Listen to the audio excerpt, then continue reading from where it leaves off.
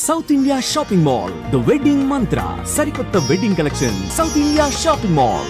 మీకు ఒంగోలులో బాగా గుర్తుండిపోయింది.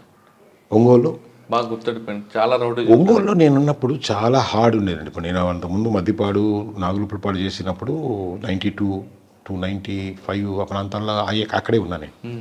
సో ఒంగోలు అప్పుడే చాలా రౌడీజం ఎక్కువగా ఉన్నప్పుడు కూడా మేమందరం ఏది జరిగినా కానీ ఆ ఒంగోలుకు పోవటం, ఆ బందోబస్తు, ఏదో కరెంటు పోతే మర్డర్ అనేది ఇవన్నీ కూడా ఎక్స్పీరియన్స్ అయ్యి ఉన్నాం. ఎక్కువ నెల్లూరు బస్ స్టాండ్ దగ్గర ఎందుకు ఉంటాయండి అక్కడ రౌడీజం? లేలే అప్పుడు ఏమైందంటే కొంత వ్యక్తిగతమైనవి, కొంత ఏమో అప్పుడు కాస్ట్ పరంగా కూడా కొంత రౌడీజం పెరిగింది. దాంట్లో ఇప్పుడు పేర్లు చెప్పడానికి అంటే పేర్లని కాదు కానీ ఫలానా కాస్ట్ ఫలానా కాస్ట్ ఫలానా కాస్ట్ ఫలానా రిలీజియన్ అని చెప్పలేం కానీ కొంత అప్పుడు బాగా గ్రో అయింది. సో అప్పుడు ఏంటంటే దీన్ని కంట్రోల్ చేయాలని అంటే ఎవరినైనా ఒక గట్టి హ్యాండిల్ చేసిన వాళ్ళని అప్పుడు కొంచెం ఎలిమినేట్ కానీ కంట్రోల్ అంటే ఆ స్థాయికి పోతే కానీ మనం లాండ్ ఆర్డర్ని. సార్ అప్పుడు టైగర్ నాగేశ్వరరావు లాంటి వారు ఎదురయ్యారా? లేరు అప్పుడు అయిపోయినాయి. ఇప్పుడు ఇవన్నీ టైగర్ నాగేశ్వరరావు ముందే కటారి కృష్ణ ఉన్నాడు. కటారి కృష్ణ నేను ఎస్ఐగా ఉన్నప్పుడు పిలిపించాము. అప్పుడు ఏదో దేవరంపాళ్ళు చెట్లు తీసుకుంటున్నారు ఆ యాంగిల్లో ఉన్నారు. ఇప్పుడు కటారి కృష్ణ అంటే పేర్లు ఎందుకు కానీ ఇప్పుడు ఆయన పేరు బయటకు వచ్చింది. మిగతా వాళ్ళందరూ కూడా ఉన్నారు. అక్కడ కూడా రౌడీ షీటర్ని ఎన్కౌంటర్ చేయడం. కరెంట్ పోతే మర్డర్ అనేది వాస్తవం అంటారు అప్పుడు? వాస్తవమే. Plus very very riffraff. So murder అయిన తర్వాత కూడా అది ఏం జరిగింది ఎంత దీంట్లో అంటే చాలా చిల్లరికి అది ఆ టైంలో మేము కూడా విన్నది, మాకు ఎక్స్పీరియన్స్ ఉన్నది కూడా బిర్యానీకిను ఒక వాటర్ బాటిల్కి కూడా మర్డర్ యాక్సెప్ట్ చేస్తారు తెలియని ఉండేది. తర్వాత మేము ఉన్నప్పుడు కూడా రౌడీజం ఉండేది, హైలోనే ఉండేది, అండర్ కరెంట్లో ఉండేది. కానీ అది బయటకు చెప్పుకోవడానికి భయపడుతుండేది. కొంచెం పోలీసు చాలా యాక్టివ్గా ఉండేది. అప్పుడు డెఫినెట్గా మేము యాక్టివ్గా ఉండేది.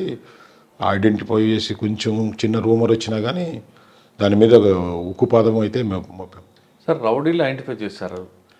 ఆప్యాయం కూడా ఎన్కౌంటర్ కూడా జరిగింది. ఎన్కౌంటర్ కూడా జరిగింది. అప్పుడు ఎన్కౌంటర్ జరిగిన తర్వాత కూడా అంటే ఎన్కౌంటర్ దాకా పోతుంది అని అంటే ఎన్కౌంటర్ కూడా పోయిందాము అంటే ఫియర్ అనేది క్రియేట్ చేసాం. ఒక అంటే పోలీసు ఏ ఎక్స్టెంట్కి పోతున్నారు రౌడీజం మీద అనేది. సో ఏదో ఒక పౌండ్ ఓవర్ చేసో లేకపోతే ఏదో ఈ కౌన్సిలింగ్తోనే ఆగితేనో వీటన్నిటికీ లాయర్లనో ఏదైనా ఉంటుంది, బోల్డ్ మంది సపోర్ట్ వస్తూ ఉంటారు. అఫెన్సులు దారుణంగా ఉండేది. అవి నేను కెమెరా ముందు నేను కొన్ని విషయాలు చెప్పలేను. అంటే అవి చెప్పడానికి కూడా అంత క్రూయల్గా ఉంటాయి. ఇది ఆ యాక్ట్స్ అంత కొన్ని ఏంటంటే మనకే అది ఎలా చెప్పాలంటే వేళ్ళుగా ఉంటుందండి లోపల. పోలీస్ ఆఫీసర్కి ఇన్ఫర్మేషన్ రాదు, పోలీస్ ఆఫీసర్ని బిలీవ్ చేయరు. ఎందుకంటే మనం వస్తాము కొంత భరోసా మనం ఇచ్చిన నేనున్నానని ప్రజల్లో ఏమనిపిస్తుంది అంటే ఉంటాడు ఈయన గట్టోడే, 1 year ఉంటాడో 2 years ఉంటాడు, ఈయన ఉన్నంత వరకు ఓకే, ట్రాన్స్ఫర్ అయిపోతారు. అప్పుడు ఎవరు ఆ బెదిరింపు కూడా అట్లే ఉండేది. ఈయన ఉన్నంత వరకు ఓకే, ఈయన పోయిన తర్వాత చూసుకున్నా అని అంటే. సో ఆ భయం కూడా జనాల్లో ఉండేది. ఒక పొలిటీషియన్ని జైలుకి తీసుకొచ్చి కొడితే ఇది లోపల ఏదో విజిటింగ్కి ఏదో పోతారు కదా, ఆ టైంలో లోపలుండి కొడితే మొహం అంతా పగిలిపోతే అతను కౌన్సిలర్ ఏంటి ఆ దెబ్బలని ఒక రూమర్ వస్తే నన్ను పలానా రౌడీ షీటర్ కొట్టాడని చెప్పడానికి ఒక పొలిటీషియన్కే ధైర్యం ఉండదు. పబ్లిక్ ఏముంటుంది? పబ్లిక్ది మనం తెలుసుకోవాలి. ఒక ఇన్సిడెంట్ అయితే ఒకరిని మొత్తం పెట్రోల్ పోసేసేసి కత్తితో చచ్చిపోతావా, పొడిస్తే చచ్చిపోతావా అంటే చావు చాయిస్ ఇస్తున్నారు. చావుని చాయిస్, నువ్వు ఎలా చచ్చిపోతావు, హ్యాంగ్ చేయమంటారా, స్ట్రాంగులేషన్ చేసేదా, కృష్ణాలు పూసి తగలేసేదా, పొడిచేసి నీ చావు నువ్వు ఎలా కోరుకుంటున్నావు, చావు కన్ఫర్మ్, చాయిస్ ఏది, ఏం కావాలా. ఈ థ్రెట్లో పెట్టి వీళ్ళకి చేసి ఒక మనిషి పోయి చూపించి బెదిరించి ఇట్లా. అప్పుడు ఫోన్స్ వచ్చినాయి కూడా, కొంచెం టెలిఫోన్స్ కూడా అందుబాటుకు వచ్చినాయి, సెల్ ఫోన్లో బెదిరించి ఇంకొక మనిషి పోయి అక్కడ బంగారం వాళ్ళ భార్య దగ్గర డెలివరీ చేయించి కొన్ని విషయాలు నేను చెప్పకూడదు.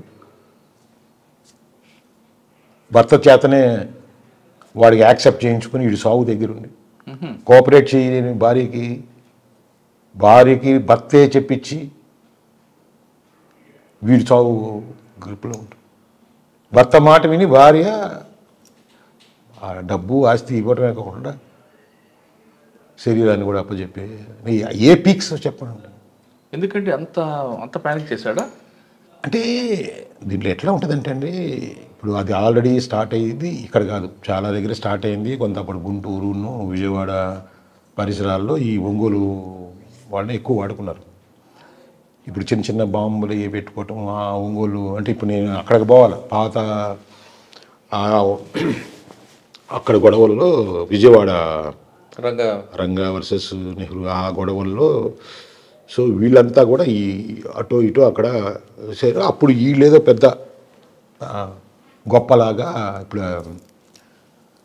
ఫీల్ అయ్యి వీళ్ళని అక్కడ వాళ్ళతో జాయిన్ అయ్యి కొంత వాళ్ళ ఎక్స్పీరియన్స్ అయ్యి వచ్చి సో వీళ్ళకు ఒక ఫేమ్ వచ్చి సో వీళ్ళు హైర్డ్లో ఇన్వాల్వ్ అయిపోవటం, ఏది ఎవడన్నా హైర్డ్ మర్డర్స్ వాటిల్లో ఇన్వాల్వ్ అవటం, సో పేమెంట్కి చేయటం అట్లాంటివి జరిగినాయి కదా ఒంగోలు. మేము ఉన్నప్పుడే జరిగినాయి అవి. సార్ భర్త భార్యని కావాలి నేను ఆ కేసులు అంటే వాళ్ళ వ్యక్తిగత విషయాలన్నీ కూడా ఇంటర్వ్యూలో పేర్లతో బయటకు రావడం పేర్లు అవసరం లేదు. కొంతమంది కేసు పెట్టడానికి కూడా ఇష్టపడరు. కొన్ని వాళ్ళు చెప్పుకోగలరు మాకు వచ్చి ఇట్లా జరిగిందని. చాలా కేసులు ఉన్నాయి అట్లా, వాళ్ళు వచ్చి చెప్తారు ఇది జరిగింది అని ఏడుస్తారు. కానీ దాన్ని మనం రిటర్న్గా రాసిమన్నప్పుడు ఏంటంటే పరపతి పాడు బజార్లో విలువ అట్లాంటి ఎన్నో అలాంటి కేసులు నేను చెప్పే కదా, రాజకీయ నాయకులే కేసు పెట్టకపోతే సామాన్య మనుషులు వచ్చి ఈ రౌడీల యాక్టివ్ అటువంటి కేసు మీ నోటీస్కి వచ్చినప్పుడు వాడిని పిలిచి కౌన్సిలింగ్ వేరే ఇప్పుడు తర్వాత వచ్చినప్పుడు ఆ కేసు కాకుండా కేసు అయితే ఒరిజినల్ ఒకటి ఉంటుంది. అంటే ఇప్పుడు ఎన్ని ఇంటర్వ్యూ ముందు చెప్పకూడదు, బట్ అతను వదలలేక దాన్ని ఇంకొక ముఖంతో అంటే అర్థమైంది నాకు, ఇంకొక ముఖంతో అంటే వదలలేము వీళ్ళు పెట్టరు. అది కదా మాకుండే డైలమా. వాళ్ళు కేసు పెట్టరు కానీ ఘోరం జరిగి ఉంటుంది, కానీ వాడిని వీడిని వదలలేము. మీకు ఇష్టం లేదు. ఇప్పుడు ఇదేంటి ఇవే కెమెరా ముందు చెప్పకుండా ఇవే ఇప్పుడు ఈ చట్టం ఈ నలుగుడు ఉంటుంది మధ్యలో. నలుగుడు ఉన్నప్పుడు సో ఇంకొక ముఖంతోనూ వదలలేం కదా. ఘర్షణ ఇలాంటి చాలా ఉన్నాయి. అప్పుడే కొంచెం అదే జనరల్గా అంటే మా మీద అప్పుడప్పుడు అభియోగాలు వస్తాయి కదా, జరగని దానికి కేసు పెట్టారండి. అక్రమ కేసులు అక్రమం కాదు, అంతకంటే దారుణమైన కేసు పెట్టడానికి వాళ్ళు రారని వీళ్ళకి తెలుసు, ఆ ధైర్యం వాళ్ళకు ఉంటుంది. ప్లస్ ఇంకోటి ఏంటంటే అప్పుడుండే రౌడీజం ఉండేటప్పుడు టైంలో ఏంటంటే